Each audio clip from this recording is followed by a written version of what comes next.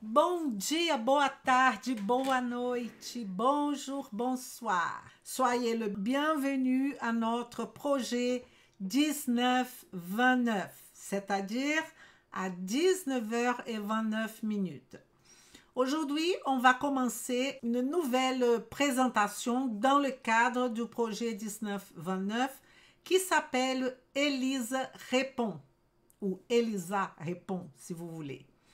Donc, j'ai pris un ensemble de questions que font mes élèves, les professionnels de santé, par rapport à des sujets qu'on traite en nutrition fonctionnelle.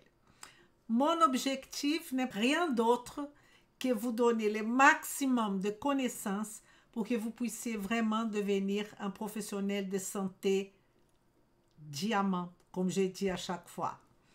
Pour moi, professionnel de santé va de coach sportif, éducateur sportif, jusqu'au médecin. Mais pourquoi, Elisa?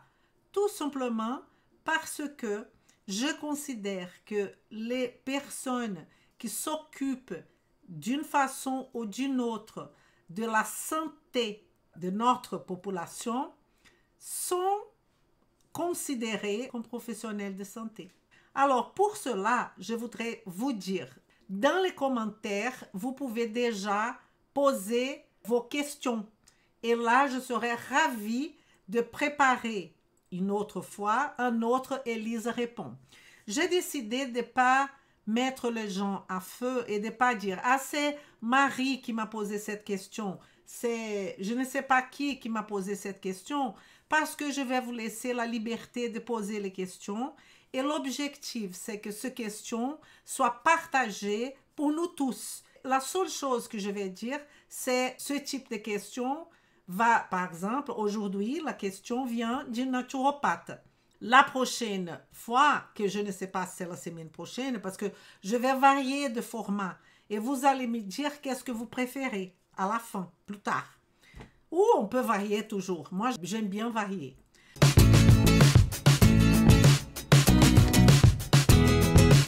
Vem comigo. Et donc, aujourd'hui, on va voir qu'est-ce que pense votre collègue, si c'est un collègue de profession, ou même une autre personne qui n'est pas dans votre profession, mais je vais profiter pour élargir cette réponse. D'accord? Donc, ici, c'est Elise répond. J'ai fait une clé parce que je pense que mon but, c'est de donner les clés pour que vous puissiez réfléchir après et pas donner une recette. Ça, c'est pas du tout mon objectif parce que ça ne fait pas de professionnel diamant. Ça fait de professionnel dépendant. Et c'est pas du tout ça que je veux. Alors, notre question, elle a été posée exactement comme ça, sauf que j'ai changé un petit peu la question en soi. Un client de 63 ans présente des symptômes de fatigue, de brouillard cérébral, de gaz, de ballonnement, d'intolérance à certains aliments, de légers troubles de l'humeur et d'apnée du sommeil. Ça, c'est venu d'une naturopathe et elle m'a dit, en fait, la question était exactement comme ça. Elisa, est-ce que vous pouvez me donner votre avis? Alors, je vous ai mis ici la question un peu différemment. Qu'est-ce qu'il faut faire? Et je commence par où? Mais elle voulait mon avis. Donc, c'est ça que je vais vous donner. Déjà, je vais vous montrer quelque chose qui ça me fait trop plaisir. C'est l'objectif de la nutrition fonctionnelle, c'est de pas avoir de panique quand on a un patient ou un client devant nous.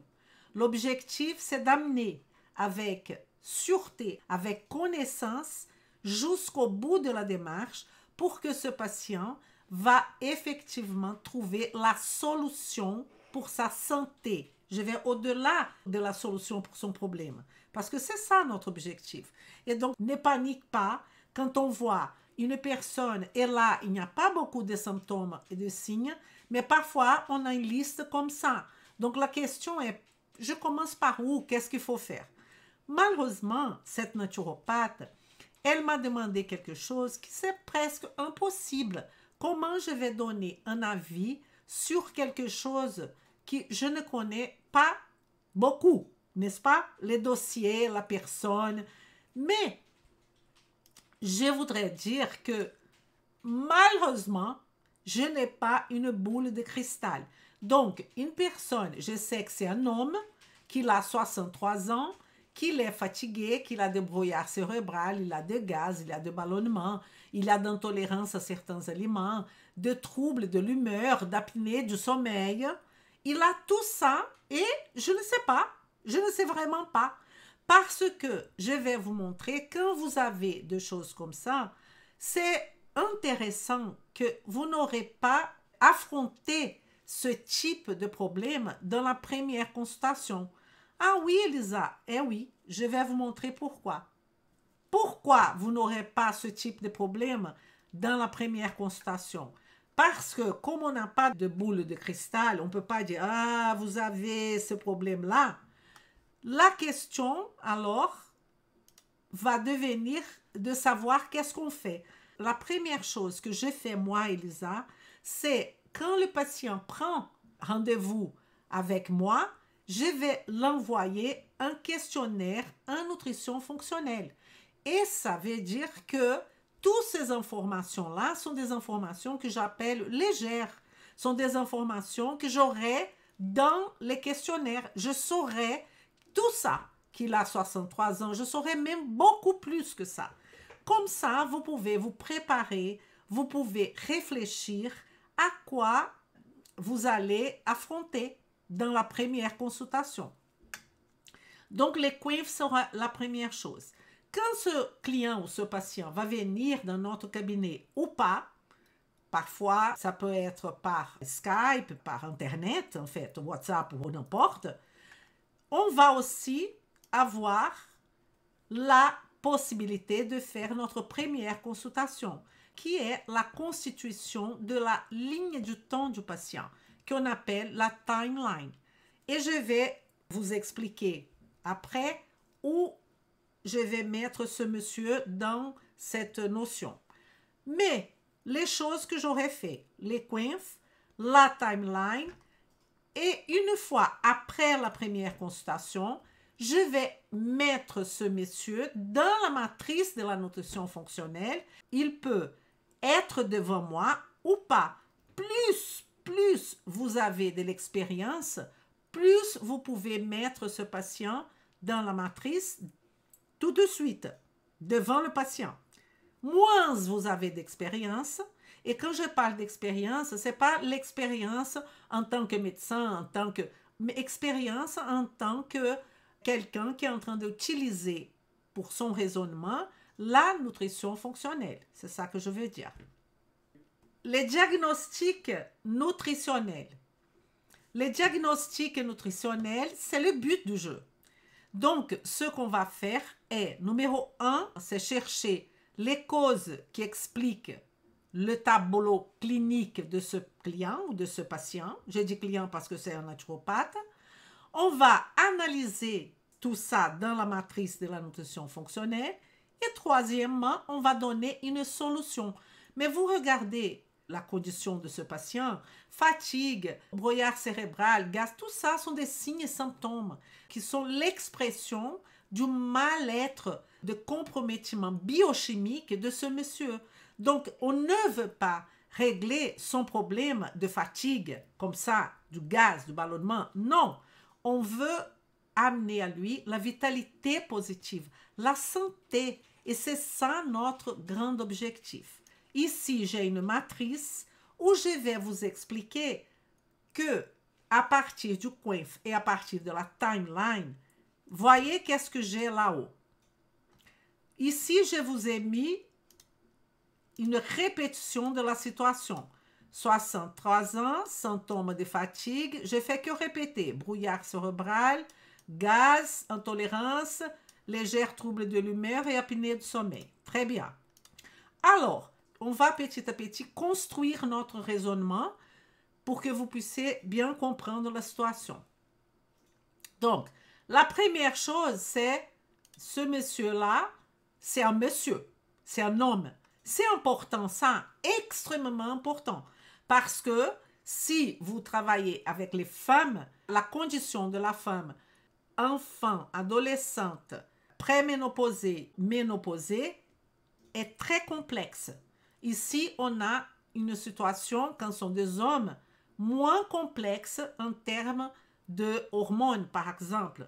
Et donc, ce monsieur, j'ai mis une date, est venu les 2000 quelque chose.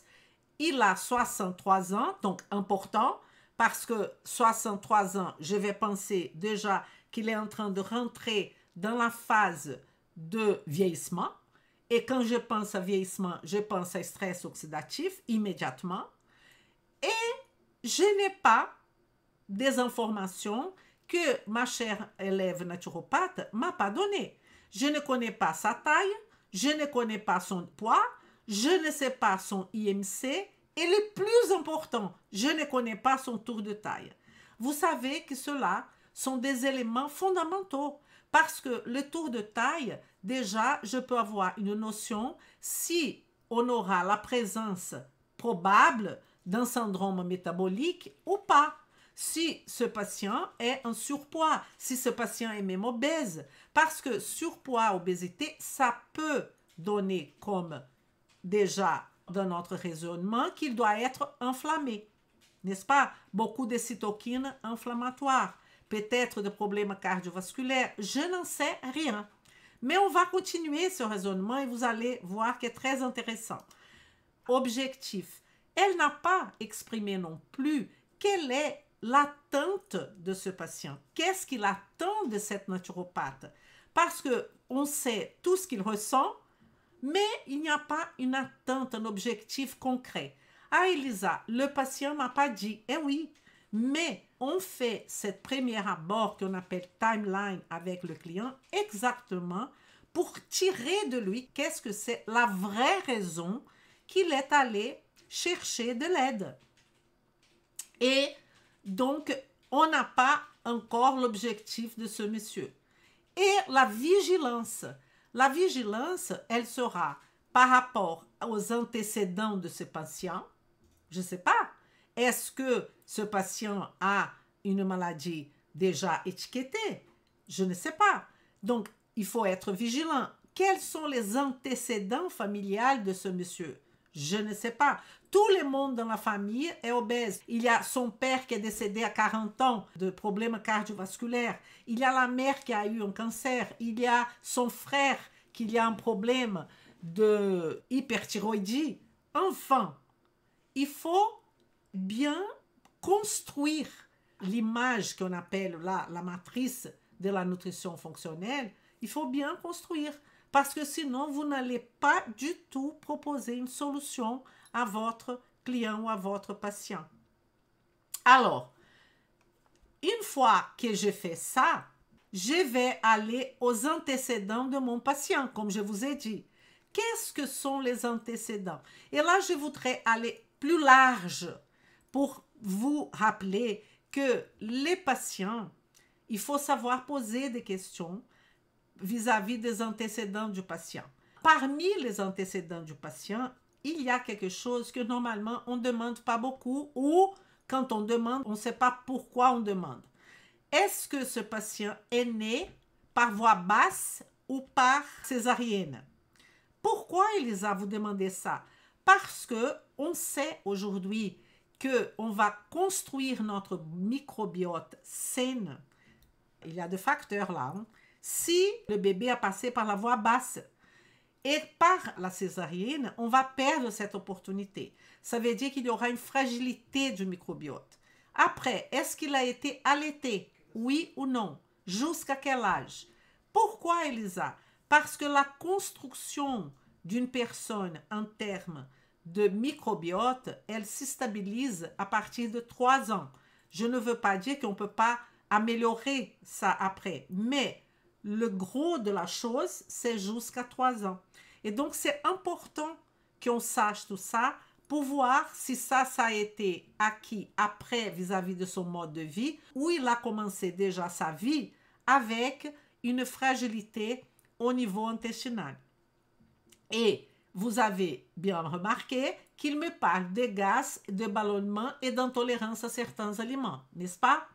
Bon, antécédent, je allais fouiller dans sa vie un petit peu pour savoir s'il a eu des accidents, s'il a eu des accidents de voiture, de moto, s'il a tous ses doigts, s'il a tous ses dents, s'il a déjà subi des chirurgies. Mais n'oubliez pas que j'ai déjà posé beaucoup de questions dans les quiz qu'il a répondu. Et les antécédents familiaux, très importants, parce que ces antécédents familiaux vont me mettre dans le sang de la problématique familiale. Ça veut dire, le gens de sa famille et de ce monsieur, il meurt de quoi? Quelle est la faiblesse de cette famille? C'est très important. Est-ce qu'il y a des facteurs héréditaires qui vont jouer vis-à-vis de ce signe et symptômes qu'il présente? En sachant que même maladie auto-immune, tout ce que vous voulez, on a un composant épigénétique beaucoup plus important que le composant génétique. Je ne parle pas de syndrome de Down, de trisomie 21, je ne parle pas de ce type de choses. Je parle de maladies de civilisation, de maladies au long du temps, de maladies auto-immunes. Je parle de tout ça. Alors, j'aurais demandé aussi qu'est-ce qui a déclenché ce tableau. Demander dans le sens inquiéter. Lui, il ne sait pas. Mais nous, on va se demander qu'est-ce qui a déclenché cette fatigue. Est-ce qu'il a voyagé? Est-ce qu'il a changé de pays? Est-ce qu'il a eu un stress absurde pour avoir ce fatigue? Brouillard cérébral, tout ça peut éventuellement être lié à un stress, peut être lié à une bactérie, peut être lié à un problème mitochondrial. Et donc, il va falloir que je comprenne qu'est-ce qui a déclenché ce tableau actuel du patient de cette naturopathe. Alors, les médiateurs. Les médiateurs, c'est déjà les examens qu'il a portés avec lui et qu'on peut analyser. Nous, en nutrition fonctionnelle, on va demander des examens pour la nutrition fonctionnelle, pour faire un diagnostic de la nutrition. En revanche, on a obligation de savoir lire au moins les analyses basiques, savoir analyser une glycémie, une insulinémie, savoir analyser CRP, VS, je vais dire tous les examens proposés normalement dans un bilan hépatique, bilan lipidique, proposé par un médecin généraliste. Ça, c'est l'obligation. Et donc, ce médiateur, au long de cette conversation avec ce monsieur, je vois qu'il fait de l'apnée du sommeil. Donc, apnée du sommeil, là, apnée du sommeil, il y a deux types d'apnée. Soit il fait l'apnée obstructive du sommeil, soit il fait une apnée du sommeil qu'on appelle apnée centrale du sommeil, qui est très rare. Donc, probablement, il fait une apnée obstructive du sommeil. Et là, comme je n'ai pas les informations, je vais réfléchir avec vous pourquoi il a une apnée du sommeil. Première chose, surpoids, parce que l'obésité va augmenter les risques, vous savez bien, de l'apnée du sommeil. Le dépôt de graisse autour de voies respiratoires supérieures peuvent obstruer la respiration. Circonférence du cou, les personnes ayant un cou beaucoup plus épais peuvent avoir de voies respiratoires. Bon, ça c'est lié aussi au surpoids. Le fait d'être un homme, être masculin, les hommes ont 2 à 3 fois plus de susceptibilité de subir des apnées du sommeil que les femmes. Au moins une fois, sont eux qui ont la problématique. Normalement, sommes nous les femmes, n'est-ce pas? Mais quand on parle de femme ménopausée, elle va rentrer aussi dans cette optique d'apnée du sommeil. Être plus âgé. Alors, être plus âgé, évidemment, il est un jeune senior. C'est à partir de là. Ça va faciliter aussi l'apnée du sommeil. Histoire familiale, je n'ai pas les antécédents. Donc, en sachant que le patient a une apnée du sommeil, j'aurais tout de suite demandé, est-ce que dans votre famille, il y a beaucoup de personnes qui ont ce type de problème? Consommation d'alcool, je n'en sais rien, elle m'a rien dit. Consommation de sédatifs, de tranquillisants, tout ça vont détendre les muscles de la gorge et ça peut aggraver, imaginez qu'il est en plus un obèse ou un surpoids et un homme, aggraver la apnée du sommeil. Une autre question, quelle apnée du sommeil? Vous voyez bien qu'on a notre rencontre toutes les semaines. Je peux rester ici en train de parler jusqu'à demain matin. Mais je voudrais ouvrir votre cerveau vis-à-vis de toutes ces informations. Et donc, c'est pour ça que je vais doucement. Une autre question pour le sommeil, pour l'apnée. Est-ce qu'il est fumeur? Les fumeurs sont 3 fois plus susceptibles de souffrir l'apnée obstructive du sommeil que les personnes qui n'ont jamais fumé. Le tabagisme augmente l'inflammation, augmente la rétention d'eau dans le voie respiratoire. Congestion nasale, condition médicale, Parkinson. Bon, s'il avait la maladie de Parkinson, on le saurait, elle aurait dit. Mais je vous dis quand même, est SPOK, syndrome des ovaires polycystiques. Je vous ai parlé de femmes. Là, plus de chances d'avoir d'apnée du sommeil, parce que le comportement sera comme un homme. Maladie pulmonaire chronique comme l'asthme. Je ne sais pas, je n'en sais rien de ce monsieur. C'est pour ça que quand vous me posez des questions, il faut que les questions soient ciblées et ma réponse sera large. Évidemment, et malheureusement, je ne peux pas écrire tout ça dans un chat. C'est pas possible. C'est pour ça que j'ai décidé de créer cette option de discussion de Elisa Répond. J'espère que vous aimez bien. Et je voudrais revenir ici au médiateur parce que je n'ai pas expliqué qu'est-ce que c'est effectivement ce médiateur. Le médiateur, c'est l'expression de la communication cellulaire. Donc, tout ce qui est examen, bilan sanguin, observation de notre sang, de notre urine, de notre salive, tout ça va rentrer. C'est ce qui est en train de médier le processus. Et après faire une bonne analyse de ce monsieur, je vais vous dire qu'est-ce que normalement je demande. Je demande l'index en 10 ou index OMA. Ça veut dire que j'aurai non seulement la glycémie. C'est intolérable de traiter quelqu'un avec la nutrition fonctionnelle ou même, je pense, le médecin, sans savoir, ils font que l'hémoglobine glyquée, qui est la ferraille, et la glycémie. Mais ça ne me montre pas à quel état est le pancréas et à quel état est l'insulinémie, qui en fait, c'est la cause de tout ça, qui va me donner une insulinorésistance, qui va dire que mon patient est enflammé, qui peut me donner des douleurs. C'est là. Et donc, l'OMA va me donner les rapports de cette glycémie avec l'insulinémie. Et donc, j'appelle OMA, hémoglobine glyquée, le contrôle de ça, c'est non tolérable. Je ne fais pas de concession quand le patient a des problèmes de glycation, de problèmes. Je ne fais aucune concession. Il va falloir rentrer dans la normalité. Pourquoi, Elisa? Parce qu'il y a un retentissement dans tout le corps, vous le savez bien. Et donc, il faut absolument commencer par là.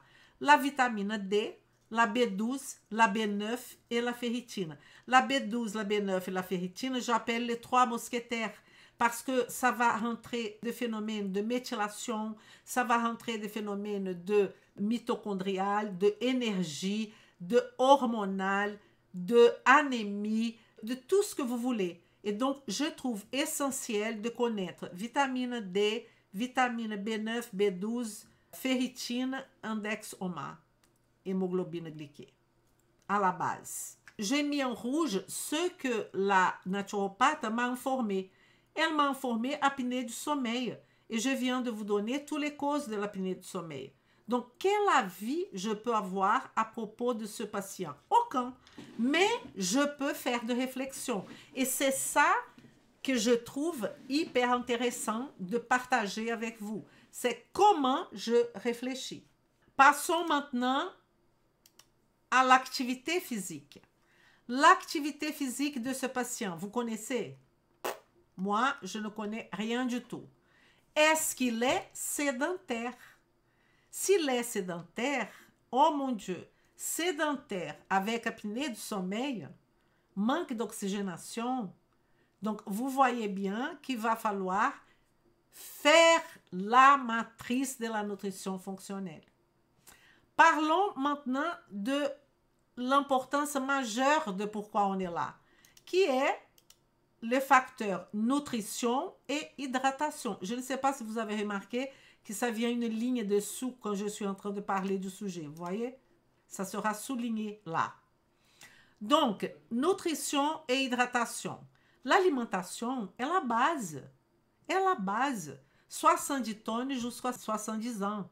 Donc, est-ce que ce monsieur est plutôt dans le royaume, dans son assiette, on va voir le royaume végétal, on va voir le royaume animal, ou on va voir le royaume industriel?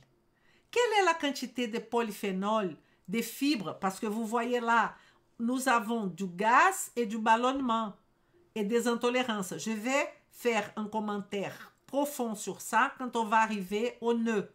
D'accord? Nœud assimilation. Je suis que dans nutrition et hydratation. En termes d'alimentation, quelle est la quantité? Parce que brouillard cérébral, trouble d'humeur.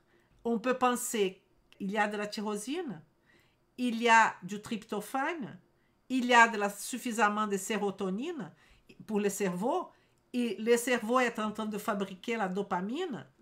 Tout ça sont des questions. Ou ce monsieur est trop stressé et qu'on aura tout simplement le cortisol qui va commencer à empêcher l'action de certains neurotransmetteurs. Vous voyez? Les émotions, les spirituelles et le mental de ce monsieur. Je ne sais rien. Je ne connais rien de ce monsieur. Est-ce que, comme je vous ai dit, la fatigue est fruit de quoi? Qu'est-ce qui se passait? Est-ce qu'il était toujours comme ça? Ça fait combien de temps qu'il est comme ça? Le brouillard cérébral, qu'est-ce qu'il comprend par brouillard cérébral? Le gaz, ce matin, midi et soir, ballonnement.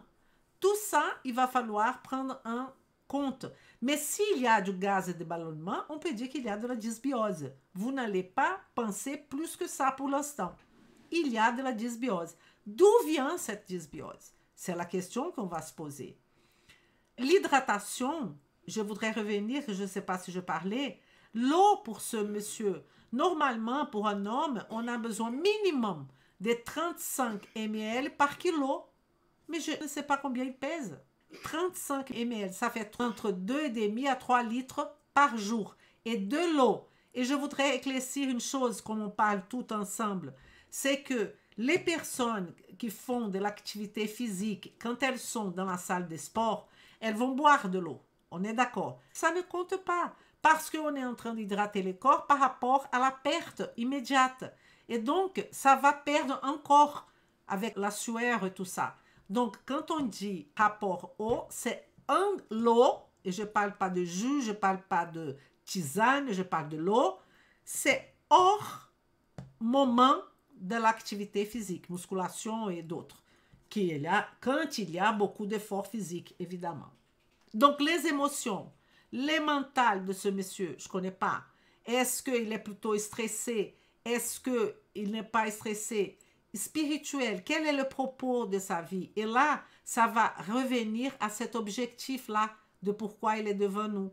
Donc, quel est le propos? Il a 63 ans, il travaille, il ne travaille pas, il a des projets, il n'a pas de projet, parce que trouble d'humeur, ça peut être solitude aussi. Ne pensez pas que aux aspects physiques, physiologiques ou physiopathologiques.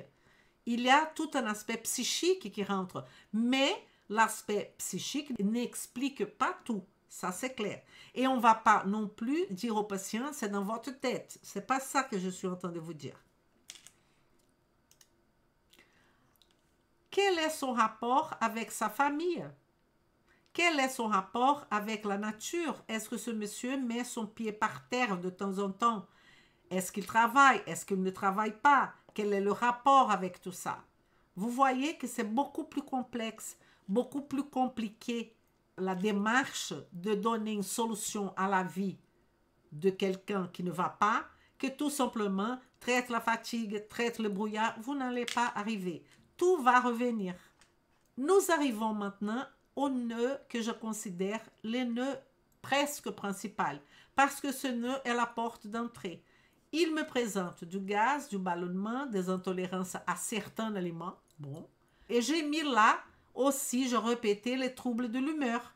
Parce que si vous savez bien qu'on a l'axe intestin-cerveau. Et donc, j'ai mis là pour ma réflexion. Dans ce moment-là, que je suis en train de faire ma timeline, je vais demander à ce patient, je vais lui montrer l'échelle de Bristol. Vous connaissez tous l'échelle de Bristol? Il y a 7 types. On a type 1, type 7, en sachant que le type 4, c'est normal. Ça veut dire que le caca de la personne est type 4 en forme de banane. Ça, c'est le type idéal. Mais il peut avoir de petites crottes, il peut avoir des morceaux de lambeaux, de sel très, comment on dit, morceaux duveteux, vous savez, ou vous pouvez avoir des boules comme ça. Donc, ça veut dire qu'on va soit vers la constipation, soit vers la diarrhée. Et il a présent du gaz. Mais le gaz, quel gaz? Les gaz nauséabondes, le gaz pourri, œuf pourri, ou un gaz qu'on ne sent pas? est hyper importante cette question.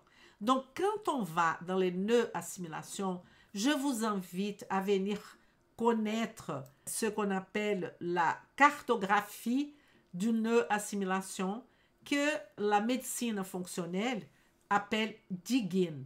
Pourquoi? C'est la façon qu'on va analyser le processus d'assimilation intestinale d'une personne. Qu'est-ce qu'on va regarder? Sa digestion.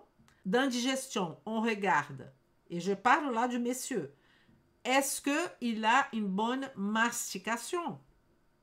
Mastication, digestion, mastication, après condition buccale, après l'ésophage, on descend, on va jusqu'à l'estomac.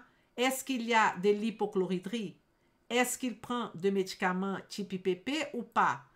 Donc, on va regarder les conditions buccales, la mastication, la digestion haute, protéines, hypochloridrie, l'ésophage, les conditions d'ésophage. On peut penser à notre reflux gastro-œsophagien. On peut penser au duodénum. Le duodénum est censé avoir le moins de bactéries possibles, imaginables, parce que c'est un lieu d'absorption. Et donc, on aura beaucoup de bactéries dans la bouche, beaucoup de bactéries au côlon, mais pas beaucoup de bactéries au niveau du duodénum. Et d'où vient ce gaz? C'est-à-dire que peut-être si c'est un gaz qui va m'amener à œuf pourri, ça veut dire qu'il y a un excès de bactéries protéolytiques au niveau de son côlon descendant. S'il n'y a pas de gaz, on a de fermentation au niveau du côlon ascendant, un excès. Parce que c'est génial cette fermentation. Est-ce qu'on a des Akkermansia par exemple, Bifidobacterium, tout ça au niveau du côlon ascendant qui va prendre tout ce que nous, on ne veut pas parce qu'on ne sait pas digérer, parce que ce sont des enzymes qu'on n'a pas, comme l'amidon, on n'a pas les enzymes pour ça. Et nos bactéries vont du côlon ascendant, comme Bifidobacterium, comme Akkermansia qui va même manger, le Bifidobacterium va promouvoir des acides qui sont des acides hyper importants pour nous. L'acétate, les butyrates, les propionates. Tout ça sont des acides qui vont jouer dans le colonocyte et spécialement les butyrates. Donc, vous voyez qu'ici, ce monsieur a une dysbiose parce qu'il y a du gaz. Je ne sais pas quel type de gaz. Là, il me fallait une explication très longue pour vous expliquer que ce bactérie de putréfaction peut avoir une baisse de fermentation, de bactéries de fermentation, et les bactéries de putréfaction vont migrer jusqu'à transverse côlon ascendant. Elles vont faire le contraire. Est-ce que tout ça, ça va éclaircir ma question de ballonnement et ma question de gaz? Et intolérance à certains aliments, je pense à quels aliments déjà? Qu'est-ce qu'il veut dire par intolérance? Qu'est-ce que ça donne, cette intolérance? Je ne sais pas. Et je peux, à ce moment-là, faire les IgG. Pourquoi pas? Mais si on ne veut rien faire, on pourrait, par exemple, savoir où il est vis-à-vis du gluten, où il est vis-à-vis du lait, protéine du lait, la caséine. Tout ça peut améliorer, mais je ne sais pas qu'est-ce qu'il mange. Donc, ça devient un peu compliqué. On a aussi la question du brouillard cérébral, du trouble de l'humeur et de la fatigue. Quand on parle d'énergie, on parle de quoi? De mitochondrie. On parle du pool mitochondrial. Est-ce qu'il y a un stress oxydatif super déclenché dans ce monsieur? La fatigue, ça peut être dans plusieurs nœuds. Ça peut être la fatigue par rapport à difficulté de production d'ATP. Ça peut être la fatigue parce qu'il est obèse, il y a un processus inflammatoire qui va chambouler tout. Il y a un problème de fatigue aussi si ce monsieur a un problème thyroïdien, je n'en sais rien. S'il a une hypothyroïdie, la T3, vous savez bien qu'elle va agir sur la mitochondrie, n'est-ce pas? Une hypothyroïdie, il y aura un ralentissement du métabolisme du corps. Peut-être ça explique aussi son surpoids. Je ne sais pas. Tout ça sont des possibilités. Donc, dans cette étude de l'assimilation, on regarde les D du Diggin, D-I-G-I-N.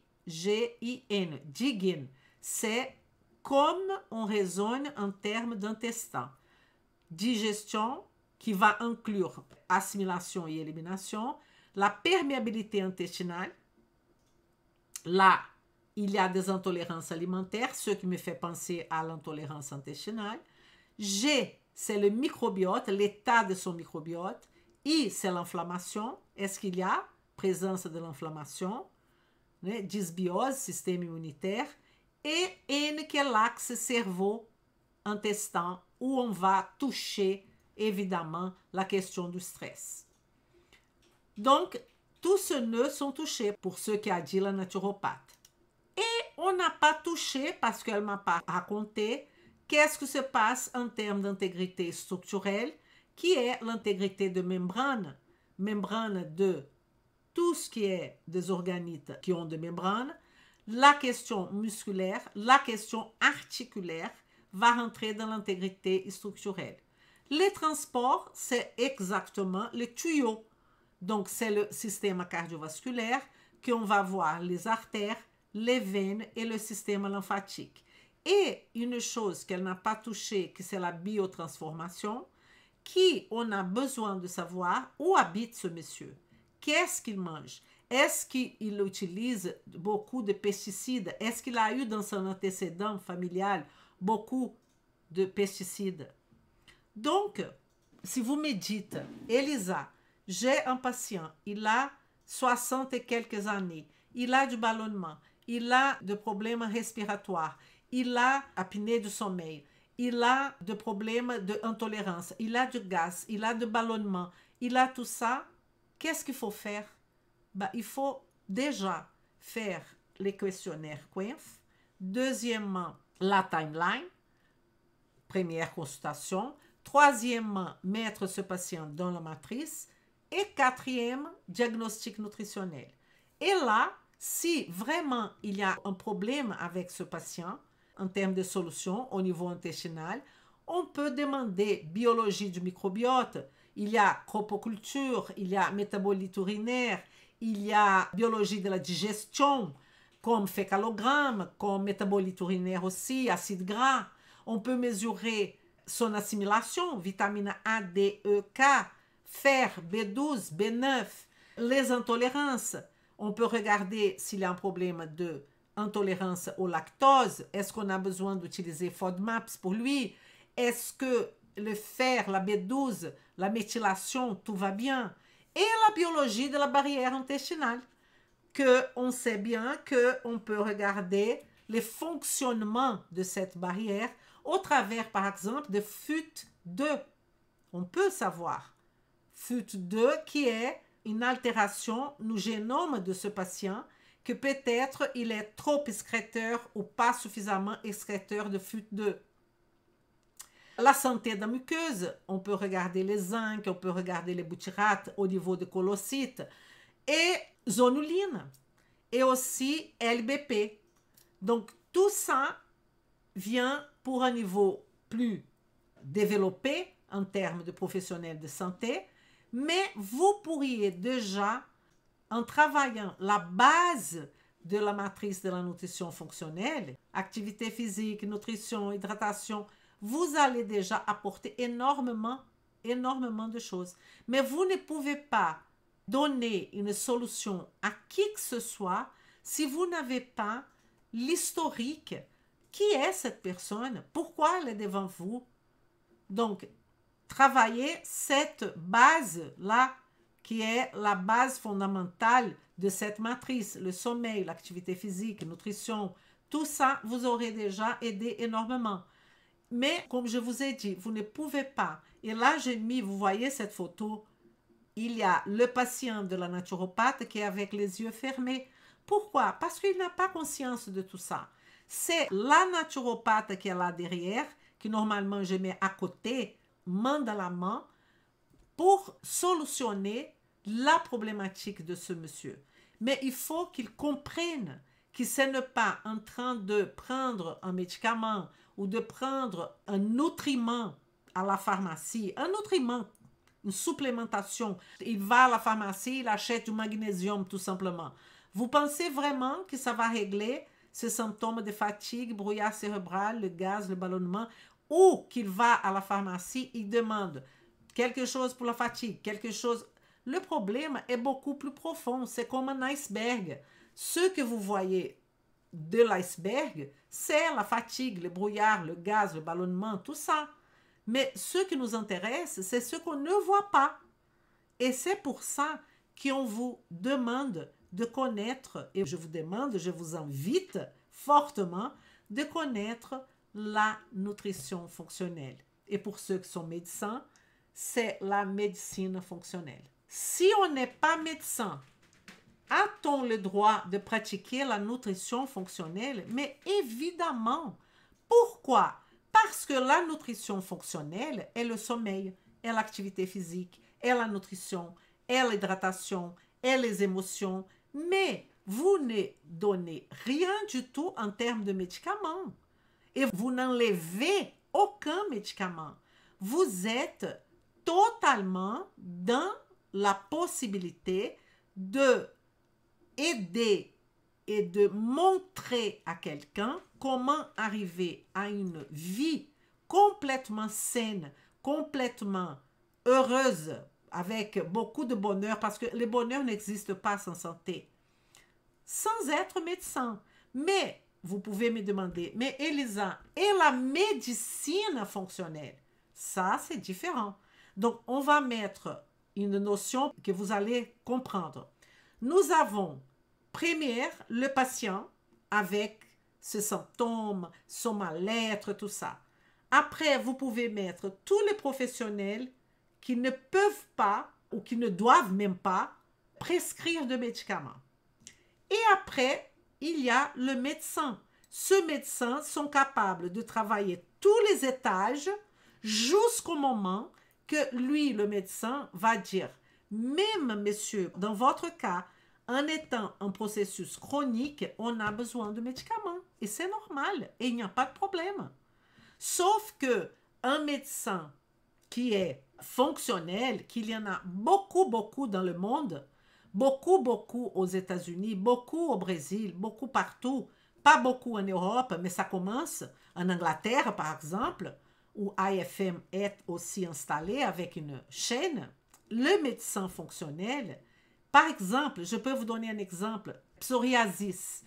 Psoriasis, de suite, le médecin pense, psoriasis, c'est un problème de peau. Si c'est un problème de peau, je dois aller au dermatologue. Je ne suis pas en train d'aller contre le dermatologue ou quoi que ce soit.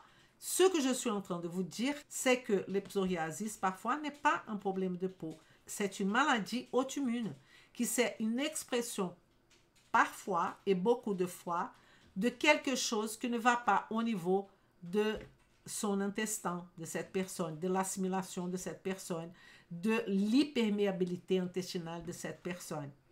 Et il y en a énormément de maladies qui fonctionnent comme ça. Donc, je ne suis pas là en train de créer de polémiques. Je ne suis pas là contre les médecins parce que déjà, j'ai beaucoup d'élèves qui sont médecins. Et donc, on travaille tous pour le bien-être, et j'aime pas trop ce mot, mais pour la vitalité positive de nos patients. Et le médecin est la personne qui va faire les diagnostics pathologiques, parce qu'il a étudié pour ça, et nous, on va prendre compte de ces diagnostics de la pathologie du patient pour arriver à une solution en termes de vie et pas en termes de la pathologie. Je vais être encore plus explicite. Vous n'allez pas vous occuper de l'hypothyroïdie d'un patient. Vous allez vous occuper de la santé thyroïdienne du patient. Ce sont des choses complètement différentes. Et donc, si ce patient a une hypothyroïdie franche, vous aurez besoin du médecin parce que c'est lui qui va vous dire qu'il a une hypothyroïdie. Vous comprenez? J'espère que vous avez eu une excellente soirée. Je vous rappelle, si vous voulez participer de Elisa Répond, n'hésitez pas. Posez votre question. À partir de vos questions, je vais développer, comme j'ai fait là aujourd'hui avec cette naturopathe, un sujet, un thème de votre intérêt.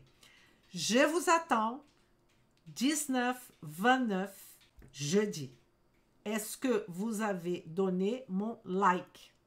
Et si vous trouvez que ça vaut le coup, vous pouvez aussi partager avec d'autres professionnels de santé. Pourquoi pas? Je vous souhaite une excellente soirée et ciao, à bientôt. Vem comigo!